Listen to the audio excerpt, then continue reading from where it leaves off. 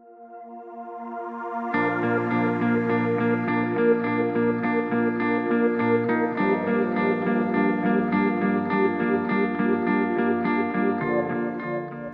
okay, so what we've done with the cultivations is split it down to 3 separate areas. So primary cultivation, secondary cultivation, which you have in this field, and then over there we have the bed preparation in the other field where we finish off.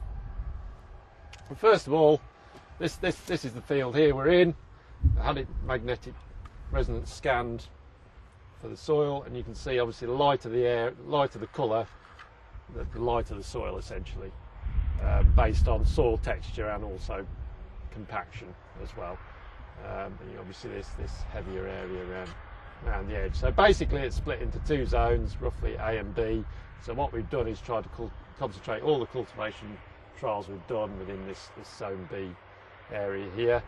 The actual soil type is a sandy clay loam over limestone, and basically the closer you get to the limestone, the more clay content you get in it.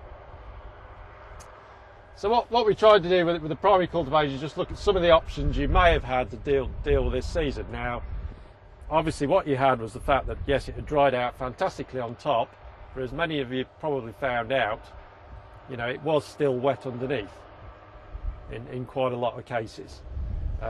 So first of all, we looked at 2 ploughing strategies.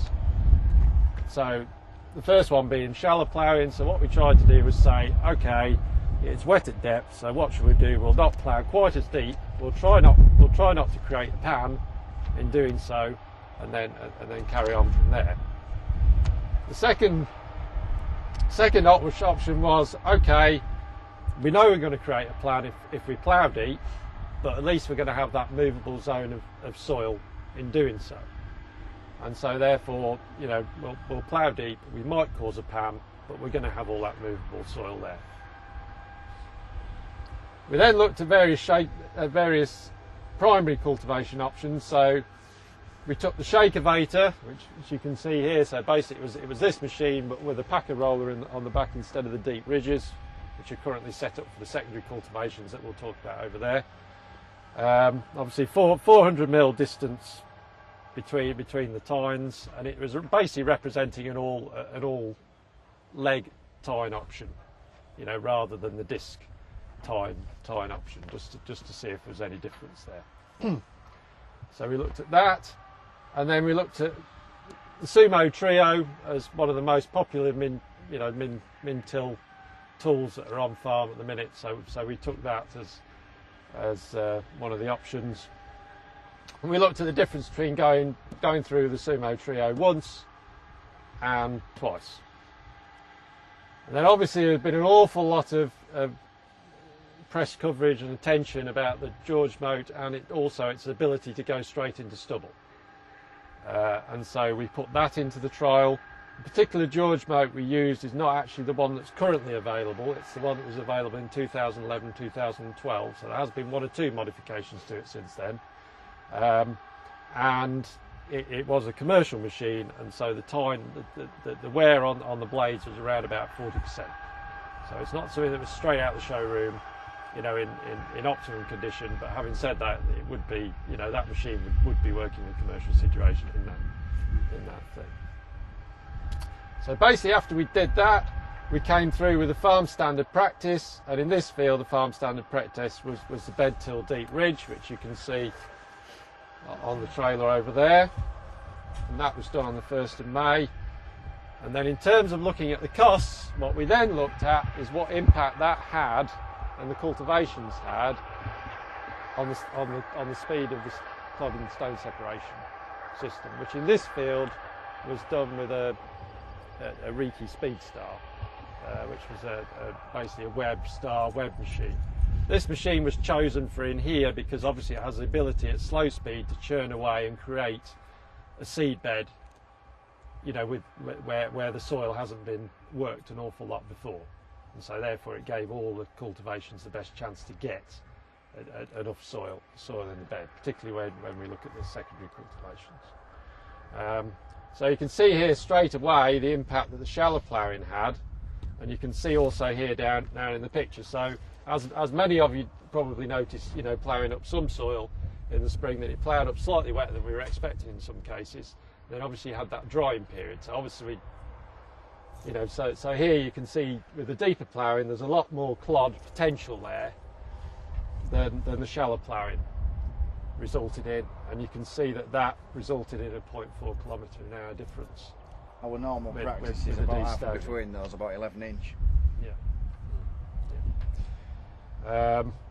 Then you can see with the Shakerator here, you know, it had moved soil at depth, but there wasn't a lot of soil movement going on here. Consequently, you ended up with more clod, and so consequently that had a real impact in terms of the destoning speed.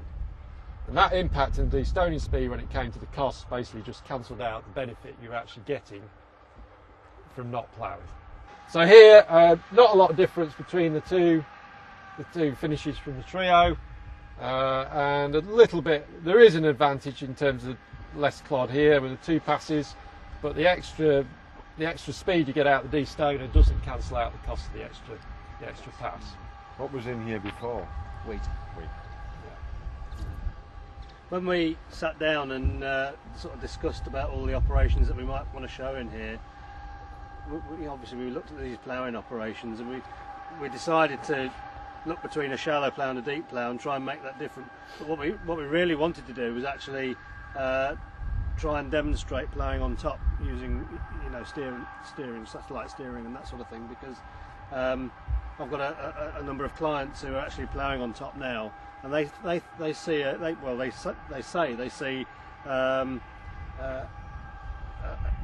they get more yield from less compaction because they're actually ploughing on top. They haven't got a wheel sat in that furrow churning away when the soil's particularly wet, you know, particularly after last year, you know, exceptional weather conditions last year. Well, I'm completely baffled now about compaction, because last year was the worst year since God made the earth. Yep. And when we ploughed and went in to do the potatoes, it's never been as good. Yeah. But certainly the soil just went on forever. Mm-hmm. There's no clods in the bottom, nothing. Yeah. So how do you work that out? Well, my observation, some of that on some of our heavier land particularly, was things were so wet with the amount of rain that we'd had, it was absolutely saturated from top to bottom. So when we did get a couple of hard frosts, it was so wet it froze, and the frost did more work to more depth because there was more moisture there for it to freeze. And that's certainly been the case on the heavier land. Depends a little bit what crop it was and what traffic the field saw last season. Yeah. But we wanted to try and demonstrate ploughing on top, but unfortunately we couldn't get hold of any machinery to actually do that. So then we took the 2 extremes of sort of shallow plough and a deep plough, which is halfway in between of what Andrew does as standard practice. In all these we've taken extremes, you know, commercial practice is probably a happy medium in the middle, but you have to obviously take the 2 extremes to get results in trials, to show the principle, if you like. And as you can see, you know, the George Moate on the surface did a very nice job, you know, and to be honest, if anything, looked better than a de-stone bed. The field wasn't particularly panned, was it, when we looked at it before we embarked on planting? Yeah. But of course, bear in mind, all this is replicated, so there'll be some really good results come out of this. Yeah. You know, we're just going to see one plot of each. Yeah, but, so obviously, in terms of costs, the shallow ploughing came out the cheapest. As I said, they pretty much cancelled each other out. The single Sumo looking quite good, because obviously the extra tilt you got with the discs enabled you to speed up in terms of the destoning operation. And then the Tillerstar, yes, one operation, but because it is so slow and what it involves, came out exactly the same cost. So our standard practice, which you'll see beyond the plots, which we'll point out when we get around there, was plough, let it dry obviously, and then we ridged it up with that tiller straight into the ploughing, and then destone behind. That's sort of our standard practice in this field this year. Our sort of 3 options, as it were, when we'll go looking fields. First, have a dig, because some of my rented land doesn't get cultivated very deep, and through various different reasons sometimes there's a pan there, so if I establish that there's compaction at depth, we'll often shakerate it with that machine with a packer on the back, and often we can get away then with ridging up with the tiller, and that also helps keep some organic matter in the bed. If there isn't any pan evident and no need to cultivate deeply, we'll usually plough it, and if it doesn't need to be tilled, if it's ploughed well, we'll ridge it up with the Shakerator with the ridges on the back. And then where it does need to be tilled, obviously we'll till straight into the ploughing as we did in this field. Another option that we do sometimes, if we ridged it up with the Shakerator and found when we go to de-stone it's just not quite good enough, rather than go through the ridges with a tiller, which I'll explain later on with our observations as we've gone along with that, is with a big fin that fits on that middle leg where you take the shin off, put a different shin on with a big, like a V-plough on the front of it, and go through it as fast as ever you can pull it. And it turns the bed inside out, and the legs going through the soil break the soil because of the speed that we're travelling at, and the ridges fold it back in. It's also a good tool for drying out ridges that have been wet. So once you get rained and you get that crust over the surface, it's a cheap way of busting that up and getting some air back into the soil and drying it out. Okay, so are any of you familiar with penetrometers?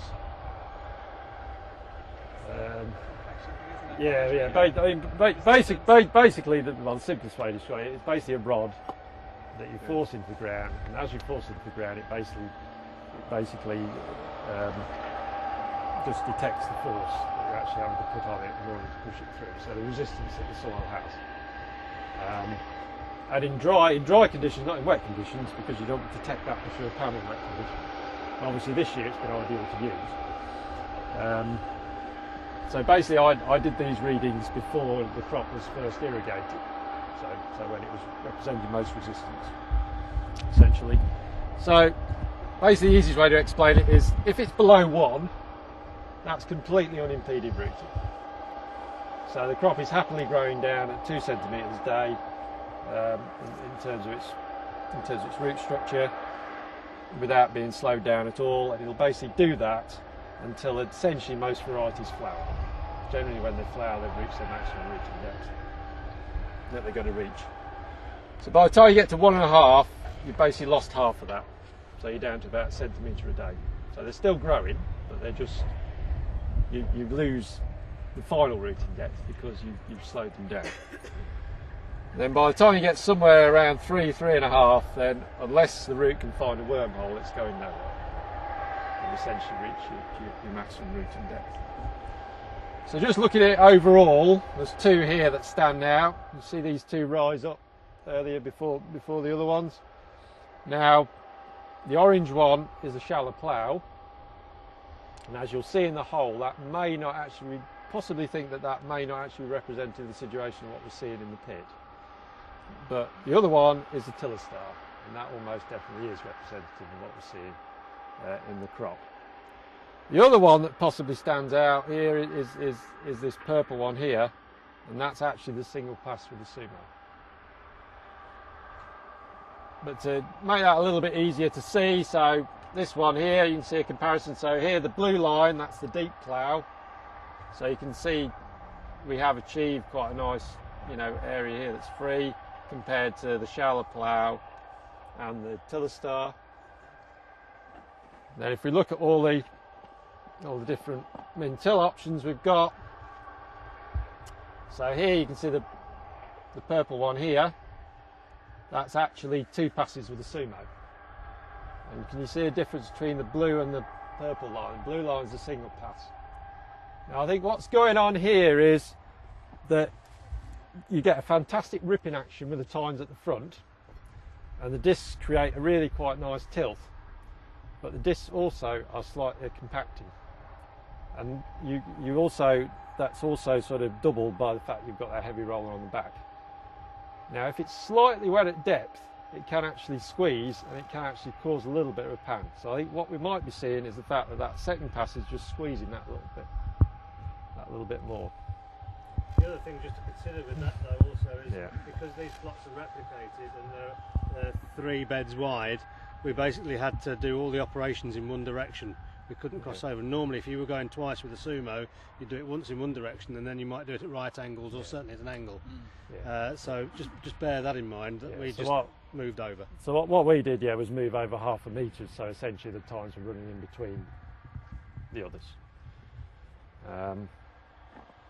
So what did that do in terms of canopy down here, in terms of early development?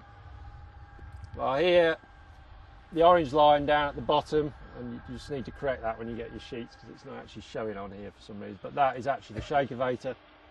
So it looked absolutely fine, to be honest. Sorry? Oh, sorry, Tillerstar. Apologies. Yeah, the Tillerstar, yeah. So it emerged probably sooner than some of the others, to be honest. But very soon it started slowing down, and you'll see over there the final result of what we've got. The other one that showed was slightly slow was actually the deep plough. I think reflecting the fact that there was a little bit more clod in there, a little bit less soil to seed contact going on, and that possibly slowed that down. And the other one that stands out here is again the purple line, which is the ones through with the Sumo, being the one that actually reached Canopy most rapidly. This is essentially the Tillerstar, and I haven't actually put the label on it simply because I don't think really for this soil type it really is a fair comparison. You know, it would probably have to be a lot lighter soil in order to do that. But you know, yes, we've got enough depth, you know, to plant the crop, everything like that. But basically, there's where the blades have been running. You can almost see the shape of the blades that were actually there, and below that there's just no rooted at all. It's absolutely solid. Twice through with the Sumo, but just notice here, compared to the one later on, it's just slightly more compact there. Although the roots have gone through it, you know, and we have got roots going down to subsoil.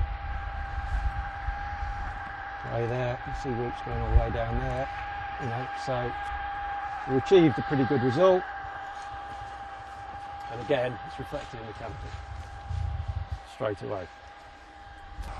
Okay, so here with the Shakerator, you can see, you know, where the tines have moved it, it's achieved it, and you know you've got rooting going all the way down there.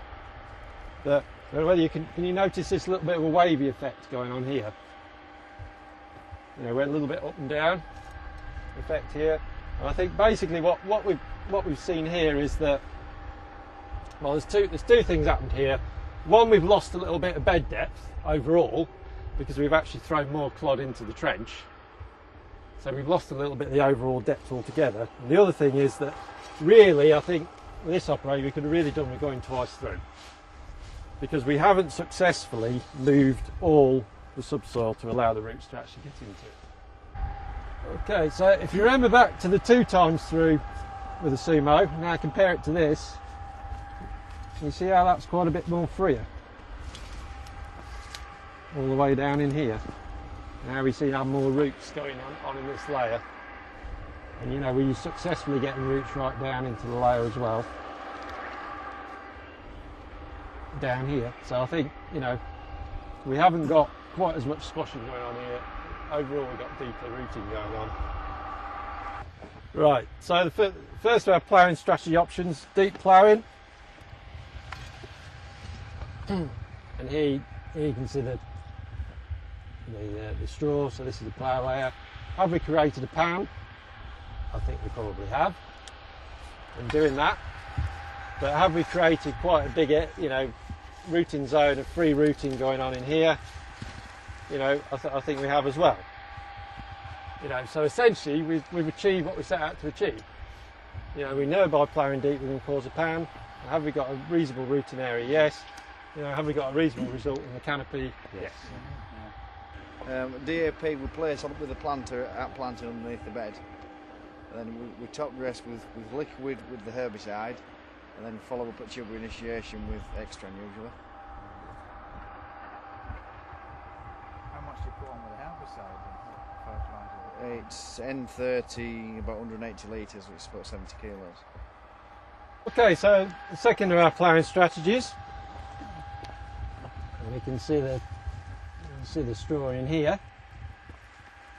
So have we achieved what we set out to achieve? Well, I think yes we have, because you know, there's where we put the straw in. Have we got free rooting going underneath? You know, yes we have. You know, there's rooting going down there, and you know, also into the subsoil. So we haven't created a pan by coming shallower. Well, not very much of one. The only thing I would say, the only thing you have to watch is, you see here, I mean, this is the centre of the bed, so it's not the trench. But can you see here, there's a bit of a, you know, it goes a bit solider here. I think that's probably where the wheel was actually running the bottom of the furrow.